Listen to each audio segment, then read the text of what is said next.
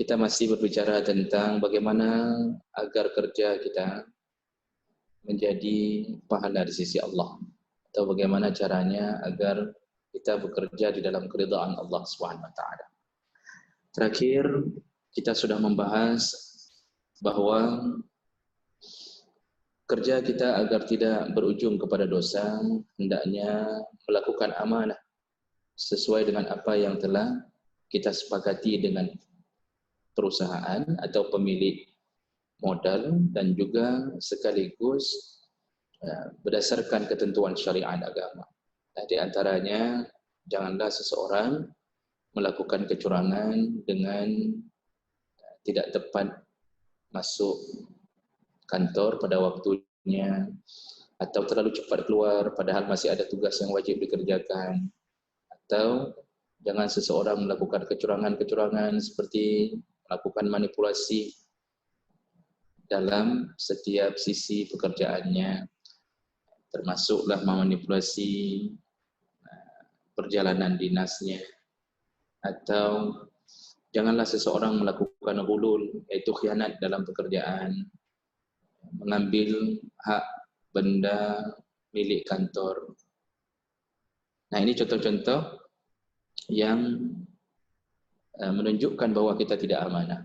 Nah, kalau seandainya itu terjadi, maka sungguh kita telah memakan gaji yang haram dari pekerjaan kita, dan itu berefek panjang kepada keadaan keluarga kita nantinya.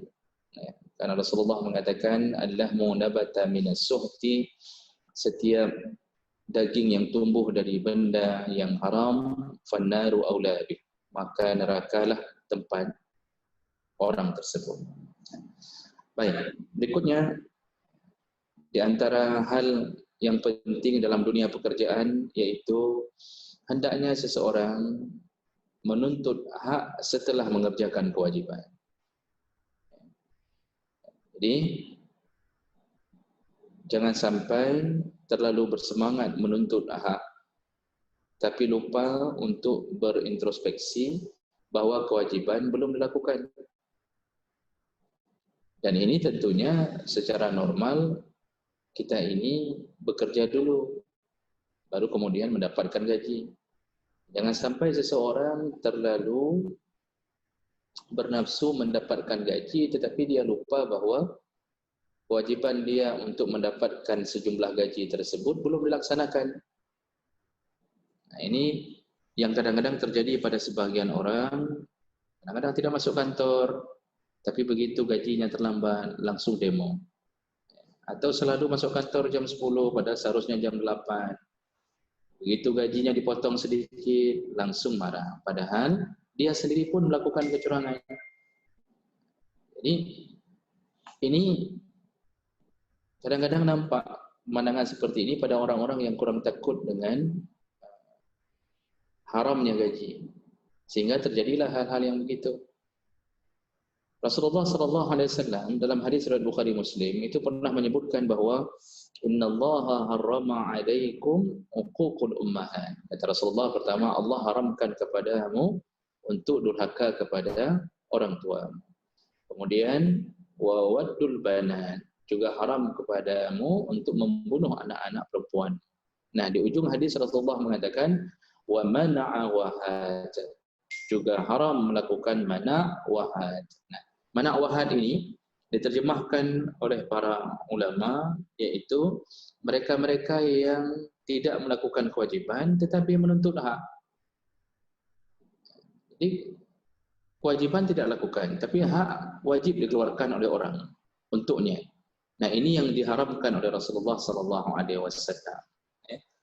Sampai Imam Nawawi menyebutkan bahwa Rasulullah melarang seseorang tidak melaksanakan kewajiban yang ada padanya, tapi bahkan menuntut yang bukan menjadi haknya. Nah, ini sesuatu yang jelas larangannya dari Rasulullah SAW. Jadi Bapak Ibu yang dimuliakan Allah SWT, bekerjalah lebih dahulu, keluarkan keringat kita sesuai dengan porsi yang ada, kemudian barulah kita menuntut yang menjadi bahagian kita. Makanya Rasulullah SAW di saat suruh membayar gaji itu secepatnya, tapi syaratnya setelah keluarnya keringat. Kata Rasulullah, a'tu al-ajir qabla ayajiffa al-uruq. Berikanlah upah kepada pegawaimu sebelum keringnya keringat. Jadi bahasa Nabi sebelum keringnya keringat menunjukkan ada dia bekerja lebih dahulu, sudah berkeringat baru dia mendapatkan haknya. Dalam ayat Allah surat Al-Mutaffifin ayat 1 sampai 3, Allah Subhanahu wa taala menyebutkan wailul lil mutaffifin. Celakalah kepada mereka yang suka melakukan mutaffifin. Nah, dalam bahasa terjemahan biasa, mutaffifin itu mengurangi timbangan. Bagaimana orang yang mengurangi timbangan itu? Alladzina idza tadu 'alan nasi yastawfun. Kalau mereka menimbang barang orang lain, mereka kalau barang mereka ditimbang, mereka minta disempurnakan.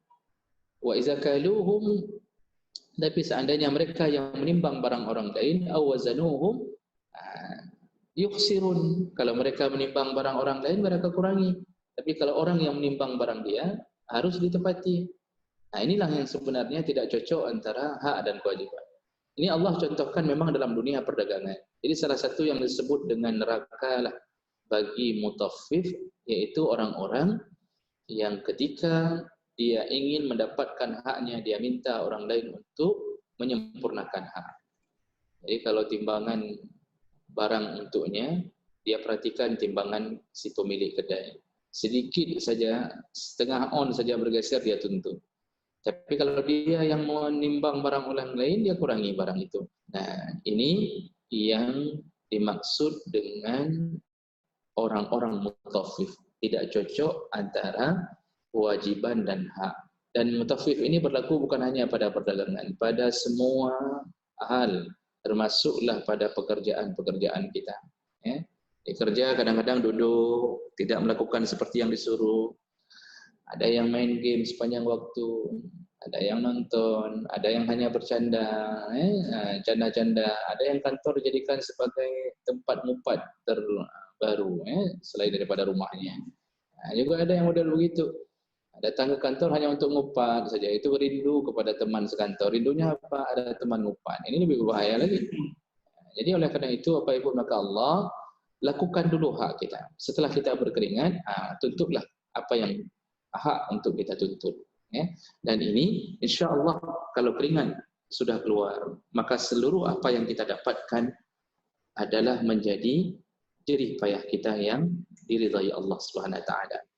Dulu di zaman Nabi ada seseorang yang membawa peralatan untuk bekerja lewat di depan sahabat, kebetulan ada Nabi, dan dia bekerja rajin sekali. Kemudian sahabat ada yang berkomentar, seandainya dia beribadah, dia semangat beribadah seperti semangatnya untuk bekerja, maka sungguh itu lebih baik, kata sahabat. Dan itu didengarkan oleh Nabi.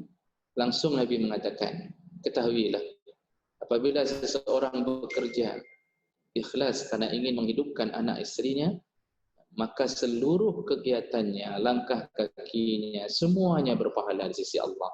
Jadi kita ini waktu bekerja, Bapak Ibu maka Allah, usahakan kita ini betul-betul berkeringat ikhlas karena ingin melakukan kewajiban, yaitu menafkahi keluarga kita. Dan insya Allah ini menjadi keberkahan dalam setiap langkah kita keluar. Baik. Berikutnya, agar bekerja kita berpahala di sisi Allah Subhanahu wa taala, yaitu pekerjaan kita janganlah membuat kita lalai atau lupa beribadah kepada Allah Subhanahu wa taala. Karena fenomena ini banyak terjadi. Orang hari ini banyak sudah meninggalkan kewajibannya kepada Allah hanya dengan alasan kerja. Contoh barang saja sederhana, bayangkan ketika salat subuh itu di lampu merah, tidak ada yang macet, lempang. Karena kenapa? Sepi. Tapi begitu jam 7 menuju ke tempat pekerjaan, tiba-tiba di lampu merah itu macet. Menunjukkan apa? Tadi di waktu jam 5 menuju ke salat subuh, orang tidak keluar. Terutama laki-laki. Tidak keluar untuk menuju ke tempat salat. Ini ada satu hal yang perlu kita pertanyakan kembali.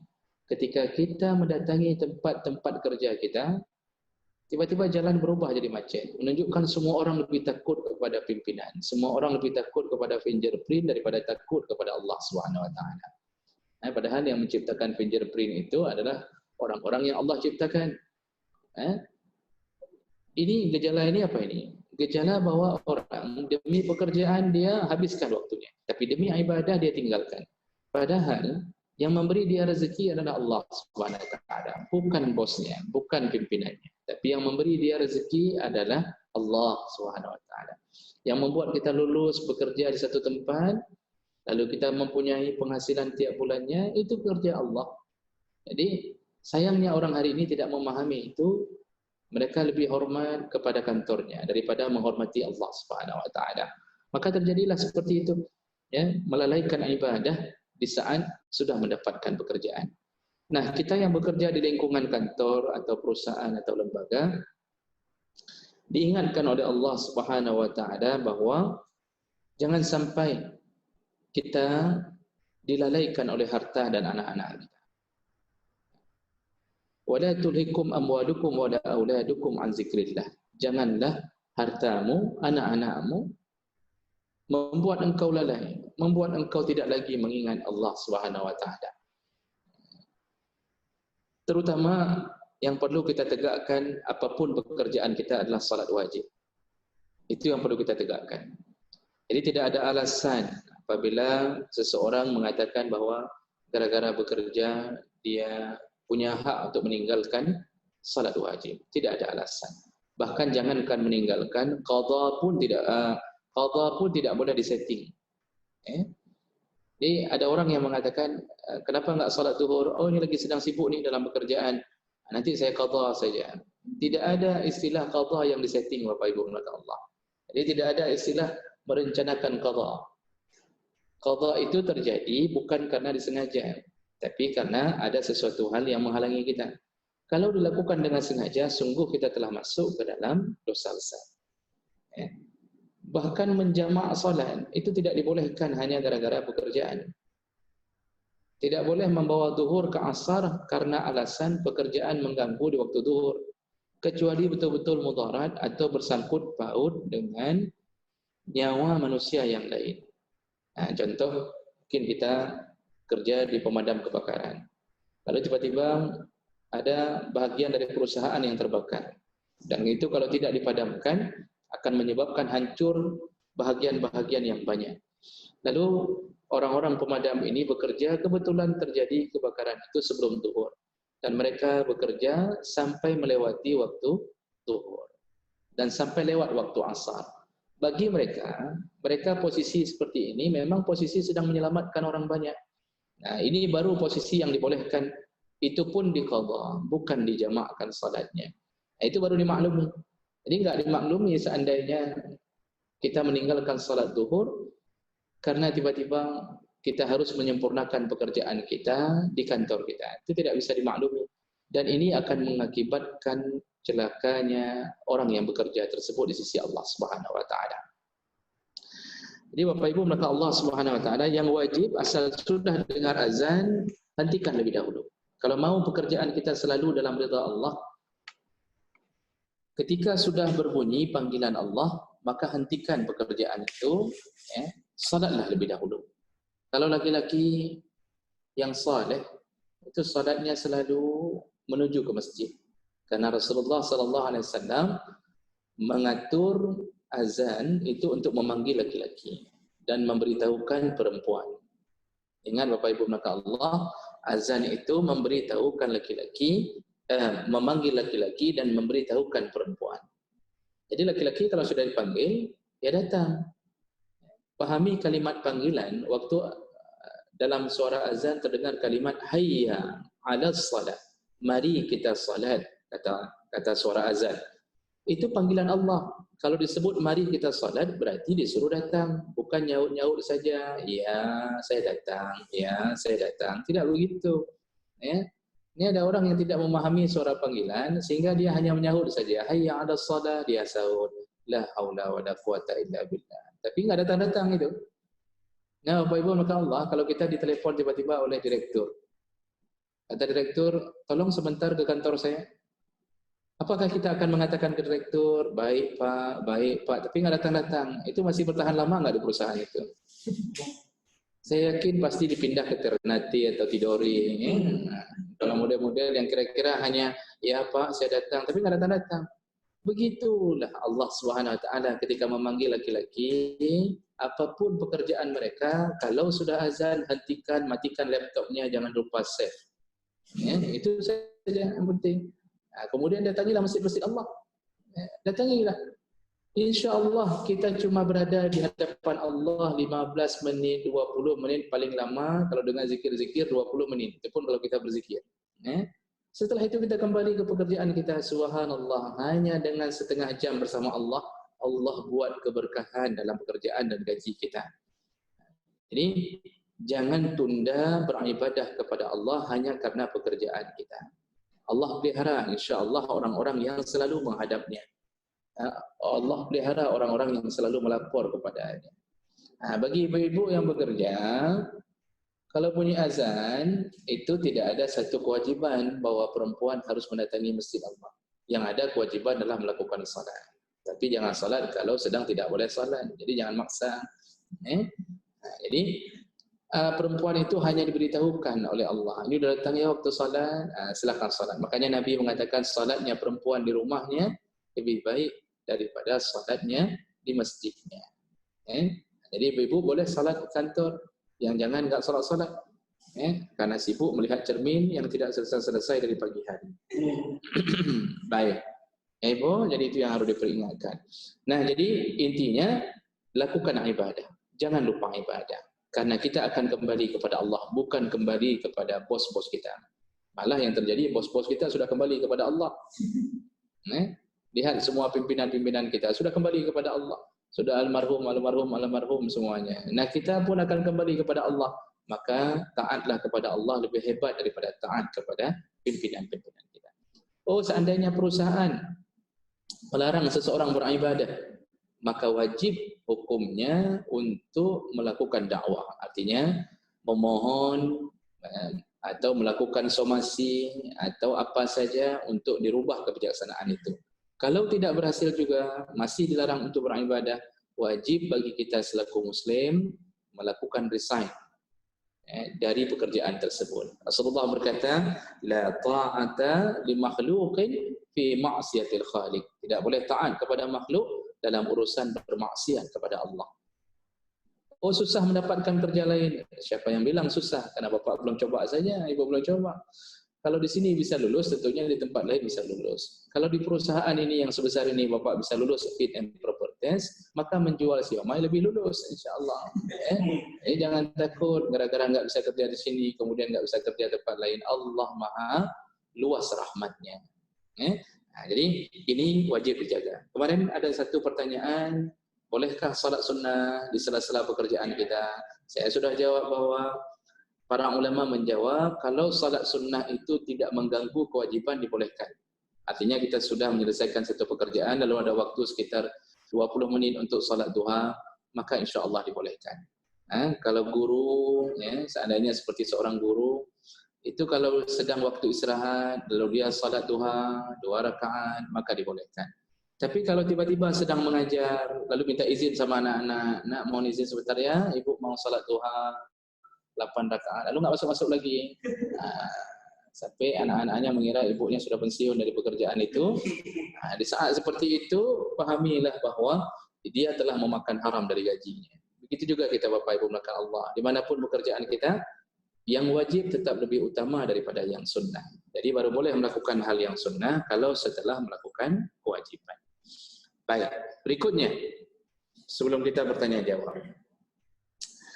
Dalam dunia pekerjaan kita, ada poin berikutnya yang harus kita perhatikan agar kita selalu dalam lindungan dan ridha Allah Subhanahu Wa Taala, yaitu di dunia lingkungan kerja kita tetaplah berakhlak seperti akhlak seorang muslim. Jadi jangan hilangkan akhlak kita selaku seorang muslim. Kita tetap beretika, beradab di saat berhadapan dengan dunia kerja kita. Dari hal-hal yang terkecil, contohnya kita ini tetap disuruh berakhlak dalam urusan berbicara di dalam kantor. Jadi berbicara yang paling dianjurkan dalam Islam itu bagaimana? Yaitu at-tabal kalam, bicaralah yang baik, bicaralah yang lembut. Dan itu diajarkan dalam Ramadan. Kalau kerja, dimanapun kita berada, jangan sampai mulut kita mengeluarkan hal-hal yang bisa menyakiti partner kerja kita. Jangan menyinggung perasaan, jangan mengumpan.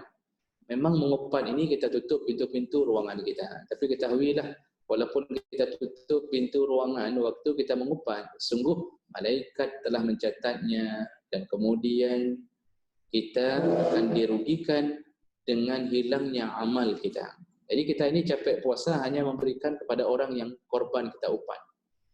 Jadi jaga etika bicara, bicaralah dengan tutur bahasa yang baik. Di kantor itu bicara dengan hal-hal yang sifatnya tidak menyakiti orang lain. Orang lembut itu orang yang ngomongnya lembut, omongannya lembut, bukan orang yang lembut. Karena saya takut kalau laki-laki terlalu lembut itu bisa melambai-lambai sehingga dia ragu-ragukan kejantanannya. Jadi yang dimaksud adalah tutur bahasa lembut, bicara yang lembut. Karena lembut itu di mana-mana kalau diletakkan tetap baik. Kelembutan, kata Rasulullah, dimanapun diletakkan kelembutan tetap baik. Wajah kita apa? Kalau kita lembut, senyum saja, itu beda dengan orang yang selalu cemberut. Bahasa Inggrisnya mukro'om. Itu berbeda. Kenapa? Wajah lembut membuat orang senang. Sampai dihitung sedekah oleh Nabi SAW. Kalau kita berbicara dengan lembut, tetap orang senang kepada kita. Walaupun kadang-kadang di balik kelembutan itu ada ketegasan. Tetapi tetap orang tidak tersinggung karena waktu menegaskan sesuatu tetap lembut. Kita seandainya ingin duduk di atas kursi, maka yang kita pilih adalah kursi lembut dibandingkan dengan kursi keras. Walaupun Jepara kita beli 10 juta, tetapi kalau keras sampai pecah bisul di pantat, itu tetap tidak disukai oleh orang lain. Jadi berlembut-lembutlah di kantor kita, itu adab kita, bicara yang lembut. Tapi jangan terlalu lembut sehingga tidak terdengar. Jadi ini di antara etika yang kita jaga. Kemudian cara menegur, maka tegurlah seseorang dengan beretika. Kalau ada teman kita di kantor yang kira-kira memang sedang melakukan kesalahan, pertama tegurlah dengan kelembutan. Bapak Ibu yang dimuliakan Allah, Nabi Musa dan Harun itu ketika Allah menyuruhnya pergi ke tempat Fir'aun, kata Allah, izhaba ila Fir'aun. Wahai Musa, wahai Harun, pergilah engkau, menghadaplah Fir'aun. Tapi kata Allah, faqula lahu qawlan layyina. Bicaralah dengan Fir'aun dengan cara yang lembut, dengan layyina. Bicara yang lembut. Masya Allah, dengan Fir'aun, manusia yang paling durjana di saat itu, Nabi Musa dan Harun masih disuruh bicara yang lembut kepada Fir'aun. Kan di kantor kita nggak ada yang Fir'aun, Pak, kan? Kalau di kantor kita tidak ada yang Fir'aun, maka seharusnya lebih lembut kita berhadapan dengan mereka. Kita semua insya Allah dalam keadaan Islam, satu akidah. Sesama Muslim itu bicaralah dengan tutur bahasa yang lembut. Dan ini menegur kalau dengan lembut, insya Allah bisa diterima. Tapi kalau menegur walaupun sedikit pendek bahasanya, tapi dengan bahasa kasar, biasanya tersimpan di hati. Tersimpan dendam di hati. Paling kurang waktu yang negur itu pulang, itu ban mobilnya udah bocor. Itu paling kurang yang dikerjakan. Itu paling kurang, belum yang lain-lain. Mungkin ke depan entah apa lagi yang terjadi, wallahu alam. Kenapa ada dendam? Kenapa dendam itu berlaku di kantor? Karena kekasaran. Kasar. Kadang-kadang kita di masjid ditandai sandal kita selalu hilang. Padahal yang ngambil adalah orang yang pernah kita tegur dengan suara kasar. Jadi inilah perlunya beretika di dalam kantor. Termasuk etika dalam berpakaian. Kalau laki-laki itu, walaupun dalam hukum asal, aurat laki-laki adalah antara pusar dan lutut. Dalam mazhab Syafi'i, pusar dan lutut tidak termasuk. Antara pusar dan lutut. Ma baina as-surrah wa rukbah. Itu kan untuk menutup aurat hukum asal. Tapi apakah dengan hukum itu kita boleh ke kantor hanya memakai celana antara pusar dan lutut? Kan tidak begitu ceritanya. Artinya itu hukum asal kita tidak berdosa. Tapi kalau ke kantor kita punya etika. Pakaian yang telah kita pakai hari ini alhamdulillah telah memenuhi syarat-syarat seorang muslim yang baik. Memang di atas pusar dan lutut itu bukan aurat laki-laki lagi. Artinya laki-laki boleh saja tidak pakai baju ke kantor, boleh. Selama dia tidak meyakini bahwa dirinya akan dibawa ke rumah sakit, ya silakan saja. Artinya boleh-boleh saja, tetapi ini namanya kurang muru'ah. Jadi muru'ah itu marwah, kurang penghargaan, kurang mulia di sisi orang. Nah, jadi itu etika. Lalu makan, minum, juga begitu. Diajarkan oleh Nabi di kantor, kalau sudah waktunya makan, makanlah dengan beretika. Jadi makanan itu punya cara memakan, punya adab yang panjang. Cara minum punya adab yang panjang. Yang paling sering terjadi kadang-kadang kita minum dalam keadaan berdiri. Nah, memang ada satu hadis yang menyebutkan bahwa Rasulullah pernah minum berdiri di waktu Rasulullah meminum air Zam-Zam. Itu ada hadis yang menyebutkan itu. Tetapi dalam banyak hadis yang lain, Rasulullah menyebutkan bahwa ada larangan untuk minum berdiri. La yashrabanna ahadukum qa'iman. Janganlah salah seorang di antara kamu minum dalam keadaan berdiri. Nah, di kantor kita kadang-kadang kita lupa etika-etika ini, Bapak Ibu Allah. Mungkin karena dispenser kita dalam keadaan berdiri, kita tahan air, kita pun ikut berdiri seperti dispenser. Dispenser oke lah, dia tidak punya adabnya, karena dia nggak punya otaknya. Nah, kita tentunya berbeda. Jadi Bapak Ibu, maka Allah Subhanahu Wa Taala paling kurang ambil air dispenser, kemudian duduklah. Ini menunjukkan bahwa kita adalah orang yang beradab dalam urusan-urusan etika atau akhlak kita selaku Muslim. Rasulullah Sallallahu Alaihi Wasallam berkata, "Akmalul mu'minin imanan." Orang mukmin yang paling sempurna imannya adalah ahsanuhum khuluqa, yang paling baik akhlaknya.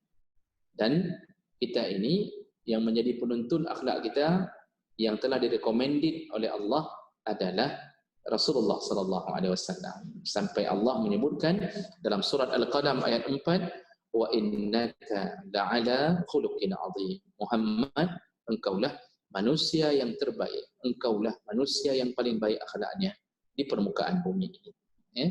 Nah, jadi Bapak Ibu, maka Allah dalam kantor jaga segala hal yang membutuhkan ilmu tentang etika. Baik, apakah saya berhenti dulu sebentar, Pak Ibu? Mungkin banyak pertanyaan yang perlu waktu banyak untuk kita jawab.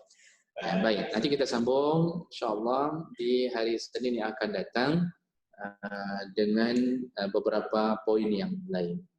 Baik, untuk sementara kita kembali kepada Pak Habibie. Baik, terima kasih. Langsung saja ke pertanyaan Ustaz. Jadi sudah di akhir Ramadan ya Ustaz. Jadi ada yang bertanya mengenai zakat. Bolehlah kita menyalurkan zakat ke keluarga, ke keluar daerah atau ke kampung tempat tinggal kita. Sementara di daerah kita, di daerah tempat tinggal kita masih membutuhkan zakat itu. Ada niat kita mau membagikan zakat tersebut untuk saudara kita yang jauh. Baik. Bolehkah kita mengirimkan zakat keluar dari daerah tempat domisili kita?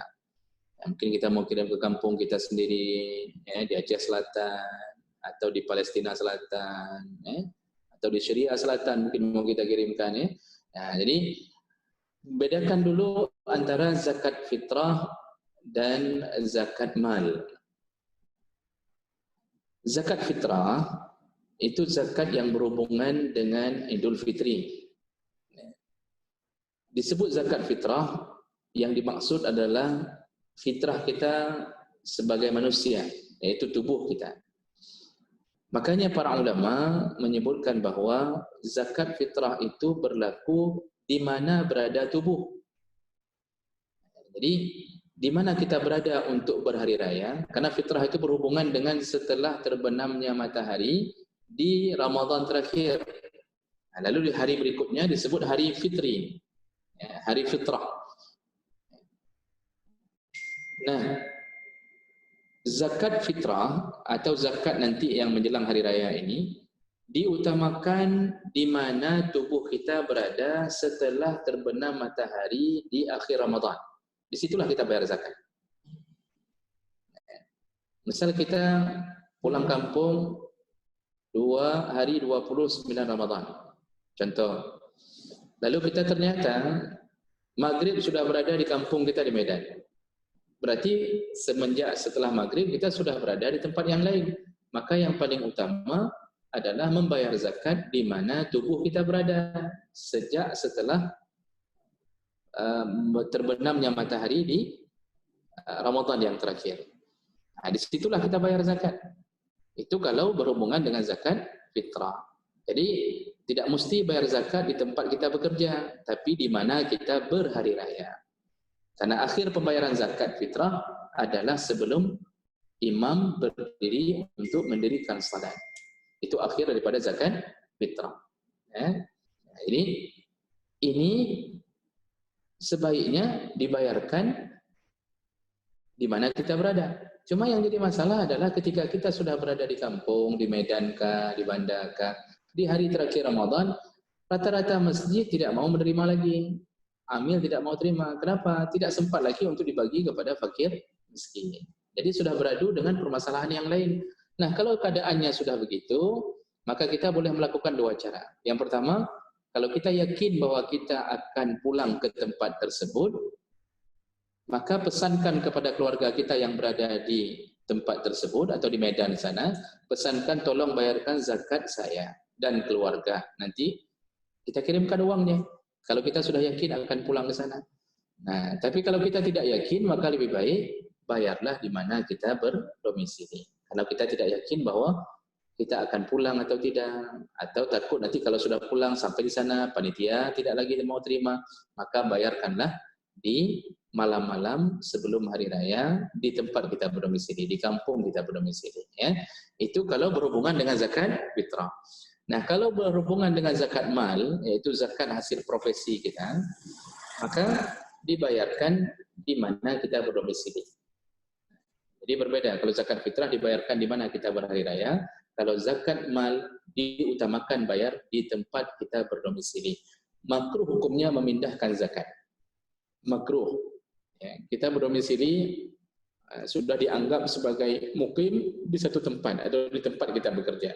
Maka zakat itu lebih utama bayar di tempat kita bekerja, bukan mengirimkan ke kampung yang lain.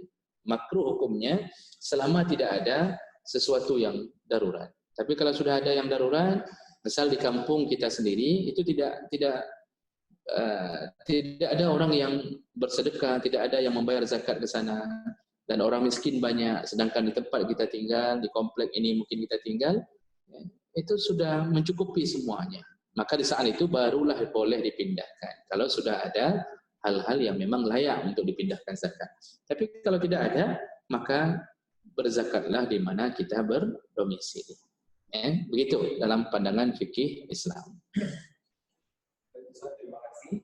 Untuk pertanyaan berikutnya adalah, jika perusahaan melarang kita untuk mudik lebaran, sedangkan orang tua kita meminta kita untuk pulang.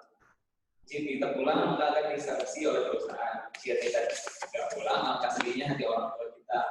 Bukankah menjadikan hati orang tua itu selesai? Bagaimana menyikapi aturan tersebut? Baik, seandainya perusahaan melarang kita melakukan mudik, yang larang mudik, pulang kampung kan nggak dilarang. Ya. Coba antara mudik dan pulang kampung itu satu hal yang berbeda dalam pandangan seseorang. Ya.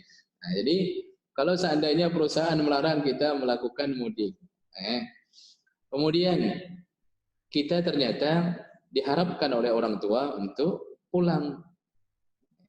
Ini sebenarnya hubungannya adalah hubungan dunia. Ini urusannya urusan kebijaksanaan dunia. Dalam hukum agama, itu sebenarnya kedua-duanya bisa ditinjau daripada maslahat. Arti maslahat, mana yang lebih baik. Nah, masalahnya sekarang, misal contohnya, perusahaan kenapa melarang kita pulang kampung? Takut kalau balik kita membawa virus. Nah, itu contoh. Jadi, pertimbangan perusahaan kalau kita pulang kampung, lalu kita balik, takut terjadi hal-hal yang tidak diinginkan. Apakah kita akan terjangkit dengan virus yang membuat perusahaan mungkin akan terancam dengan itu. Nah, itu contoh kalau alasan perusahaan. Di sisi lain orang tua kita berharap untuk pulang kampung. Ini tidak ada dosa di antara pilihan untuk keduanya. Pulang boleh, tidak pulang pun boleh. Kalau kita mencuri-curi waktu untuk pulang, silakan saja. Juga tidak berdosa. Ya, selama kita yakin kita tidak membawa hal yang membuat terancamnya perusahaan. Ini karena masa-masa ini, masa-masa pandemi ini adalah masa-masa yang memang kita punya banyak pertimbangan melakukan hal-hal tertentu. Jadi memenuhi keinginan orang tua untuk pulang kampung itu baik. Tetapi kalau seandainya mudaratnya lebih besar, maka berubah menjadi tidak baik. Kalau mudaratnya lebih besar, maka berubah menjadi tidak baik. Jadi misal contoh kita di sini misal terserang dengan COVID-19 ini. Lalu kita pulang kampung, kita membawanya ke kampung, itu malah berubah menjadi tidak baik. Walaupun kerinduan orang tua luar biasa kepada kita. Jadi tidak mesti harus pulang kampung kalau seandainya perusahaan melarang. Tetapi kalau kita pun pulang kampung, maka tidak menyebabkan dosa gara-gara urusan-urusan seperti ini. Selama tidak mengganggu kewajiban kita di dalam perusahaan. Ya. Jadi ini betul-betul kondisional Bapak Ibu maka Allah. Karena keadaan kita sekarang yang berbeda. Oke, baik. Silakan berikutnya. Baik, untuk pertanyaan berikutnya ini kembali lagi ke masalah zakat Ustaz. Ustaz mau tanya masalah zakat penghasilan.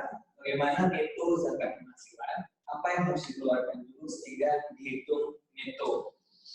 Baik, bagi kita yang mempunyai pekerjaan tetap dan mempunyai penghasilan, apakah PNS atau BUMN atau apa saja, maka kesepakatan ulama-ulama mu'asirah, ulama modern, ya, itu menyebutkan adanya satu kewajiban yaitu membayar zakat profesi.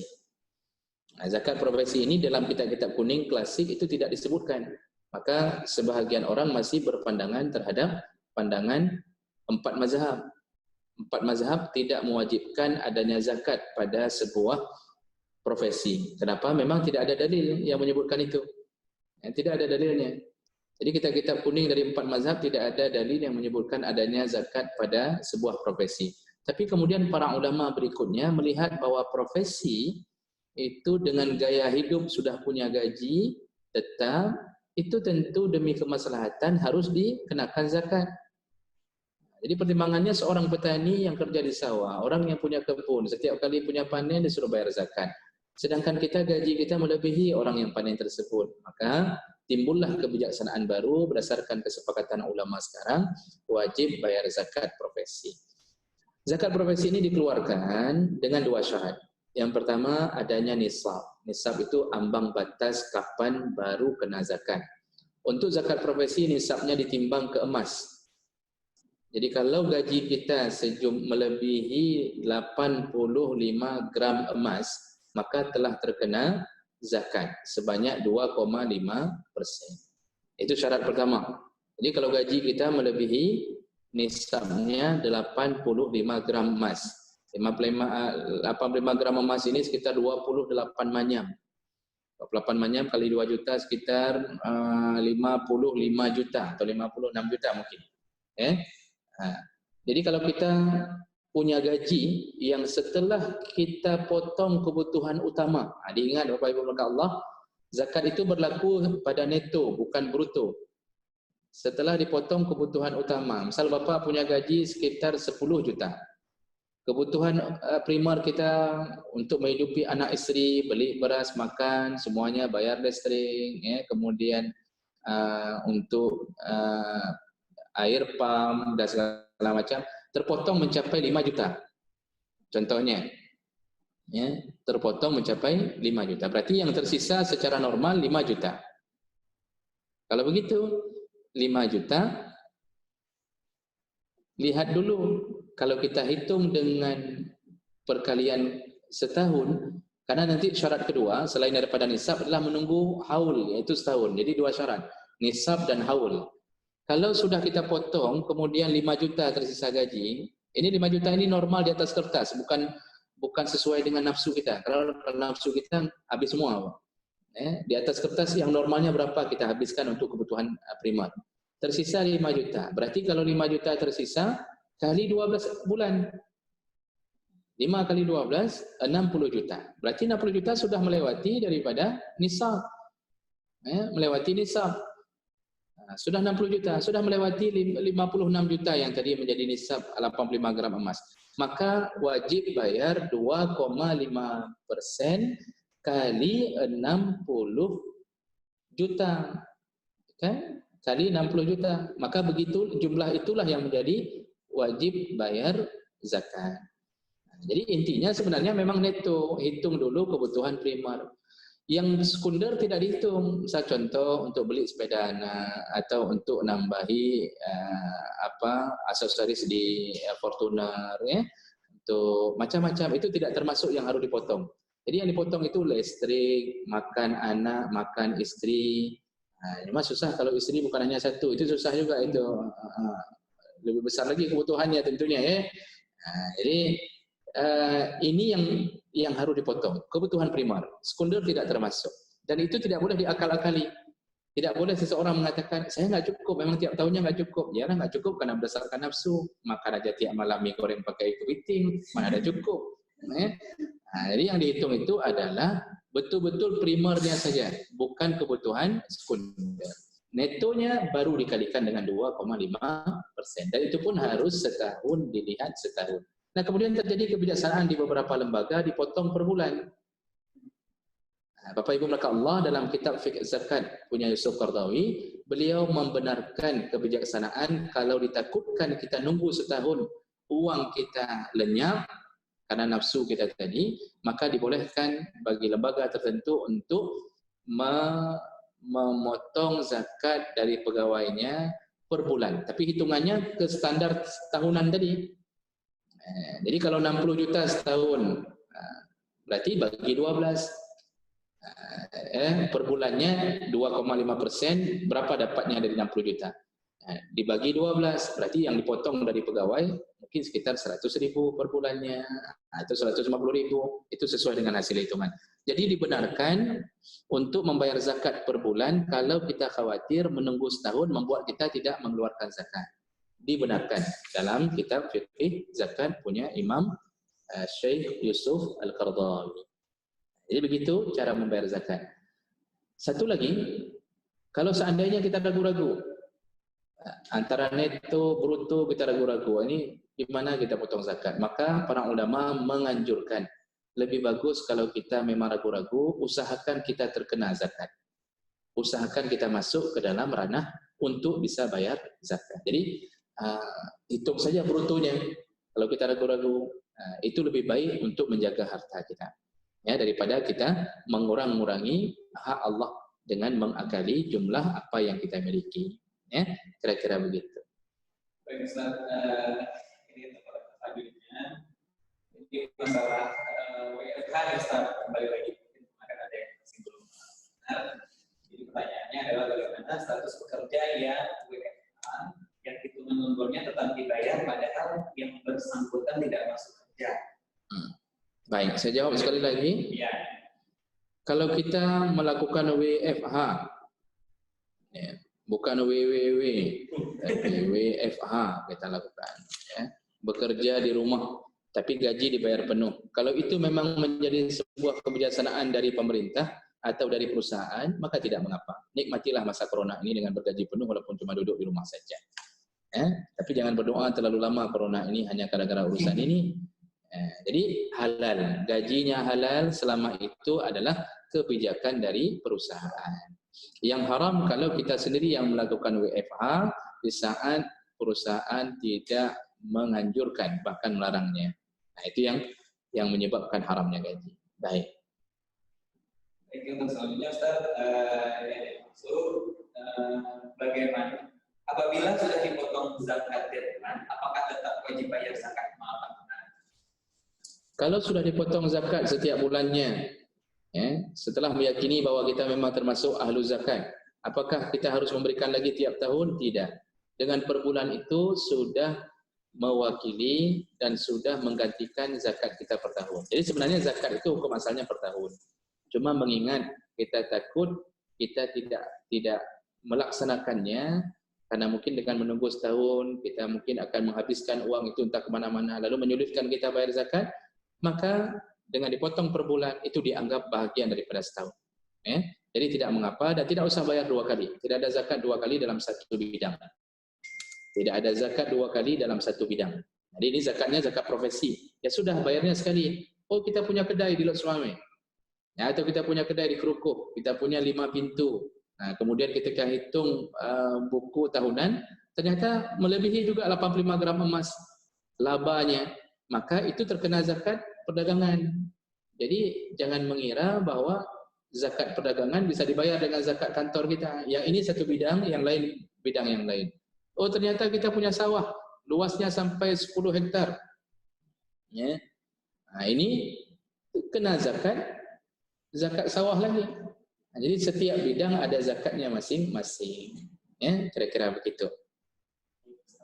Ini masih masalah zakat Ustaz. Nah, bagaimana zakat itu ini sudah terjadi, jadi ada ceritanya dulunya dia merantau, kemudian zakatnya dibayarkan oleh orang tuanya di daerah Pendidikan. Itu sudah terbayarkan, itu bagaimana Ustaz hukumnya? Kalau yang Bapak maksud di sini adalah zakat fitrah, maka tidak mengapa untuk ditanggung oleh orang tua kita. Kalau yang Bapak maksud adalah zakat fitrah. Nah, jadi kalau orang tua kita mau menanggung zakat dengan diniatkan atas nama kita, maka tidak mengapa. Walaupun pada hukum dasarnya yang wajib menanggung zakat adalah orang tua. Artinya kita sebagai suami, kita sebagai orang tua laki-laki yang wajib menanggung zakat untuk semua yang kita tanggung nafkahnya. Tapi kalau seandainya yang dimaksud adalah zakat mal, zakat hasil harta kita, maka itu dianggap tidak sah, karena yang mengeluarkan zakat adalah orang yang mempunyai harta. Orang yang mempunyai harta, bukan orang tua yang menanggung zakat mal kita, tapi kita sendiri yang mempunyai harta. Tidak ada harta, tidak ada zakat. Punya harta, maka berlaku zakat. Nah, ini kalau zakat fitrah, insya Allah tidak mengapa. Kalau seandainya ada seseorang mau menanggung zakat fitrah kita. Baik, pertanyaan selanjutnya Ustaz, dalam bekerja kita diwajibkan bekerja selama 8 jam. Nah, kalau di dalam 8 jam ini kita kurang produktif seperti yang diharapkan perusahaan. Nah, bagaimana agar diri kita itu tetap halal, Ustaz? Seandainya kita bekerja 8 jam, lalu ternyata dalam pekerjaan tersebut kita tidak melakukan aktivitas yang sifatnya betul-betul produktif seperti yang diharapkan.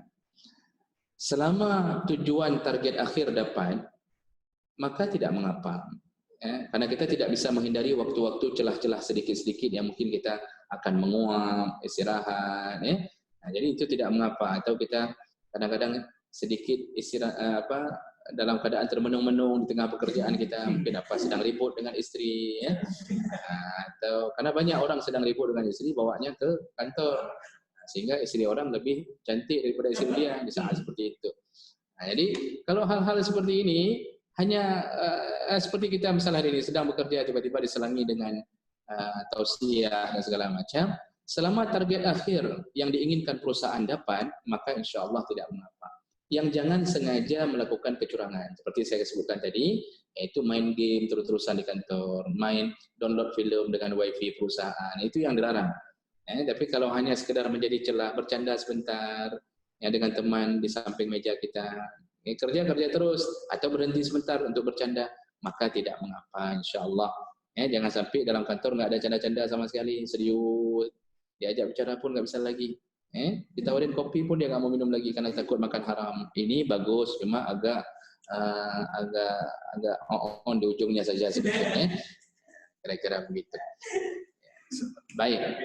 Selanjutnya, bagaimana hukumnya jika ada seorang pekerja wanita dan seorang pekerja laki-laki berada dalam satu ruangan karena ada pekerjaan yang dikerjakan? Baik, ini sebenarnya saya akan bahas di pertemuan yang akan datang khusus untuk pekerja perempuan ada syarat-syarat dia boleh bekerja. Jadi ibu-ibu pertemuan yang akan datang lebih banyak hadir ya, usahakan ibu-ibu yang lebih banyak hadir. Karena nanti hari Senin insya-Allah kita akan bahas kalau seorang wanita yang bekerja itu apa-apa saja syarat dan adab-adabnya. Nah, tapi untuk sementara pertanyaan ini kita jawab secara singkat. Kalau ada laki-laki dan perempuan berada di dalam satu kantor, ini tergantung kepada niat. kepada niat dan kesempatan. Karena kadang-kadang niat tidak ada, tapi ada kesempatan, maka memunculkan kejahatan. Waspadalah dalam hal seperti ini. Ya. Nah, jadi kalau berada dalam satu kantor antara laki-laki dan perempuan hanya berdua saja, tapi betul-betul mereka bekerja dan tidak ada niat untuk melakukan sesuatu, apakah perselingkuhan atau apa saja, maka itu masih dibenarkan. Walaupun sebenarnya berada dalam satu ruangan berdua, walaupun tidak ada niat, tapi hati-hati, syaitan adalah yang ketiga. Rasulullah mengatakan, la yakhluwanna ahadukum ma'a ghairi zi mahram illa wa salisuha asyaitan. Janganlah engkau berdua-duaan dalam satu tempat, dipastikan yang ketiganya adalah syaitan. Makanya berdua-duaan di dalam satu ruangan kantor, kalau memang tidak ada niat apa-apa, itu boleh-boleh saja. Duduk pun berjauhan sedikit, tidak satu meja, dibolehkan, tetapi hati-hati. Hal seperti ini kadang-kadang satu saat kita akan terjebak oleh syaitan. Kita akan melihat pasangan kantor kita ini, pasangan partner kita di ruangan ini, kok senyumnya lebih indah daripada senyuman istri kita. Padahal kalau kita bandingkan dengan istri kita, yang teman kantor ini nggak jelas malah sebenarnya. Kan? Nah, cuma terasa lebih indah. Siapa yang memperindah?nya? Tentunya syaitan. Yang ibu-ibu pun kadang-kadang melihat ya, pasangan di ruangannya, kok terasa lebih ganteng, kumisnya kok terasa lebih keren, ya? Atau janggutnya terasa lebih saleh, apalagi ditambah dengan tutur bahasa yang halus. Karena laki-laki biasanya kalau dengan istri orang lembut-lembut bicaranya ibu, hati-hati. Tapi kalau dengan istri sendiri, masya Allah, gelas dan piring terbang itu hal biasa. Jadi ini semua yang menghiasinya adalah syaitan. Syaitan. Makanya kalau kerja berduaan dalam satu ruangan, itu jaga-jagalah diri, pasang foto istri besar-besar, Pak. Ya, pasang foto istri besar-besar di laptop, di ruangan, pasang foto anak udah tua-tua, udah sampai SMA, ada yang belum kuliah tapi 3 kelas terusan, itu dipasang. Ya, ibu-ibu bawa foto suaminya ke kantor, ya, tempel besar-besar di belakang ibu, ini suamiku. Ya, itu membuat syaitan mungkin sedikit mengalah daripada terjebaknya dalam urusan seperti ini. Ya, jadi hati-hati, karena syaitan selalu berada di antara orang, laki-laki dan perempuan yang berdua-duaan, walaupun kita tidak berniat. Nah, cuma kalau yang berdua-duaannya antara laki-laki dengan laki-laki, kalau terjadi sesuatu hal yang mesra, itu syaitannya bingung. Syaitannya tidak menjebak, tapi dia bingung, kok bisa begini? Syaitan saja tidak ada yang ngomong, apalagi kok bisa manusia bisa begini, ya. Baik. Mungkin satu lagi ya, Pak Bibi, ya. Nanti kita lanjutkan karena menjelang zuhur ini.